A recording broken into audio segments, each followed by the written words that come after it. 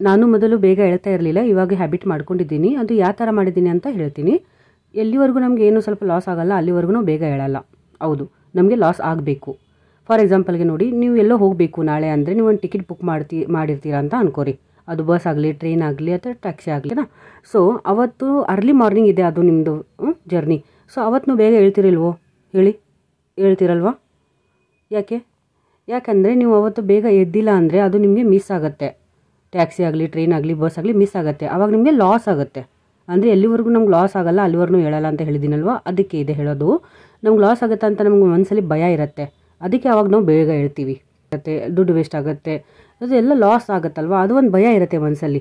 ಅದಕ್ಕೆ ನೀವು ಬೇಗ ಹೇಳ್ತೀರಾ. ಸೊ ಇದೇ ಥರ ನಾವು ಡೈಲಿ ಮಾಡಬೇಕು. ಸೊ ಅದಕ್ಕೆ ಹೇಳ್ತಾ ಇಲ್ಲ ಡೈಲಿ ನೀವು ಬುಕ್ ಮಾಡಿ ಡೈಲಿ ನೀವು ಊರಿಗೆ ಹೋಗಿ ಅಂತ ಹೇಳ್ತಾ ಇಲ್ಲ.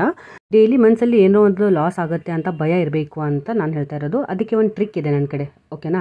ಸೊ ಆ ಟ್ರಿಕ್ ಫಾಲೋ ಮಾಡೋಕ್ಕೆ ನಮಗೆ 2 ಜನ ಬೇಕು. ಆ 2 ಜನ ಯಾರನ್ನೂ ಇರ್ಬೋದು.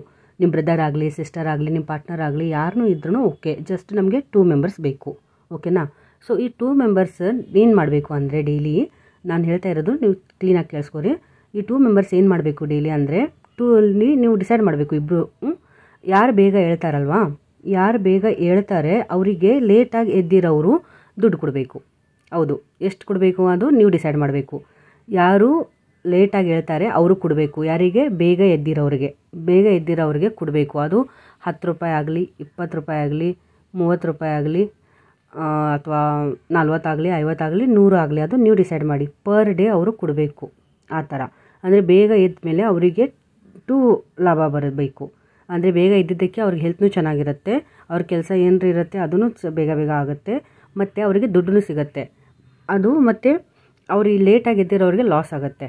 ಅಂದರೆ ಭಯ ಇದೆ ಅಲ್ವ ಮನಸ್ಸಲ್ಲಿ, ನಾನು ಲೇಟಾಗಿ ಎದ್ದರೆ ನನಗೆ ಲಾಸ್ ಆಗುತ್ತಪ್ಪ, ನಾನು ದುಡ್ಡು ಕೊಡಬೇಕು ಅವರಿಗೆ ಅಂತ ಅವ್ರಿಗೆ ಭಯ ಇರುತ್ತೆ. ಸೊ ಅವತ್ತು ಅವ್ರಿಗೆ ದುಡ್ಡು ಸಿಕ್ಕಿರೋರಿಗೆ ಫುಲ್ ಹ್ಯಾಪಿಯಾಗಿರುತ್ತೆ. ಫುಲ್ ಡೇ ಬೆಳಗ್ಗೆ ಪಾಸಿಟಿವ್ ಎನರ್ಜಿ ಥರ ಸಿಗುತ್ತೆ. ಬಟ್ ಯಾರದು ದುಡ್ಡು ಕಳ್ಕೊತಾರೆ ಅಂದರೆ ಕೊಟ್ಟಿರ್ತಾರಲ್ವ, ಅವ್ರು ಸ್ವಲ್ಪ ಸ್ಯಾಡಾಗಿರ್ತಾರೆ, ಓಕೆ. ಬಟ್ ಅವ್ರ ಕೈಯಿಂದ ತಾನೇ ಮಾಡ್ಕೊಂಡಿರೋದು, ಅದು ಅವರೇ ಲೇಟಾಗಿದ್ದಕ್ಕೆ ಕಾರಣ ತಾನೇ ಅದು ಆ ಥರ ಅವ್ರಿಗೆ ಲಾಸ್ ಆಗಿದ್ದು. ಸೊ ಅವ್ರು ಏನು ಮೈಂಡ್ಸೆಟ್ ಇಡಬೇಕು ಅಂದರೆ, ಸರಿ ಇರಲಿ, ಇವತ್ತು ನಾನು ಕಳ್ಕೊಂಡಿದ್ದೀನಿ, ಮಿಸ್ ಮಾಡ್ಕೊಂಡಿದ್ದೀನಾ ದುಡ್ಡು, ನಾಳೆ ನಾನು ಮತ್ತೆ ಅದೇ ದುಡ್ಡು ರಿಟರ್ನ್ ತೊಗೋತೀನಿ ಅಂತ ಅವ್ರದ್ದು ಪಾಸಿಟಿವ್ ಮೈಂಡ್ಸೆಟ್ ಇರಬೇಕು.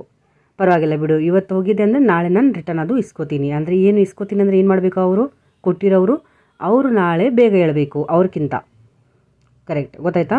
ಎದುರುಗಡೆ ಅಂದರೆ ನಮ್ಮ ಪಾರ್ಟ್ನರ್ ಏನಿದ್ದಾರೆ ಅಂದರೆ ಯಾರು ಇವತ್ತು ದುಡ್ಡು ಇಸ್ಕೊಂಡಿದ್ದಾರೆ ಅವ್ರಿಗಿಂತ ಬೇಗ ಇವ್ರು ಹೇಳಬೇಕಾಗತ್ತೆ ನಾಳೆ. ಸೊ ಈ ಥರ ಮಾಡಿದ್ರೆ ಇಬ್ಬರಲ್ಲಿ ಕಾಂಪಿಟೇಷನ್, ಒಂದು ಹೆಲ್ದಿ ಕಾಂಪಿಟೇಷನ್ನು ಇರುತ್ತೆ, ದುಡ್ಡು ಬರುತ್ತೆ, ಬೆಳಗ್ಗೆ ಒಂದು ಪಾಸಿಟಿವ್ ಎನರ್ಜಿನೂ ಬರುತ್ತೆ, ಮತ್ತು ಏನೋ ಒಂದು ಲಾಸ್ ಆಗುತ್ತೆ ಅಂತ ಒಂದು ಭಯನೂ ಮನಸ್ಸಲ್ಲಿ ಇರುತ್ತೆ.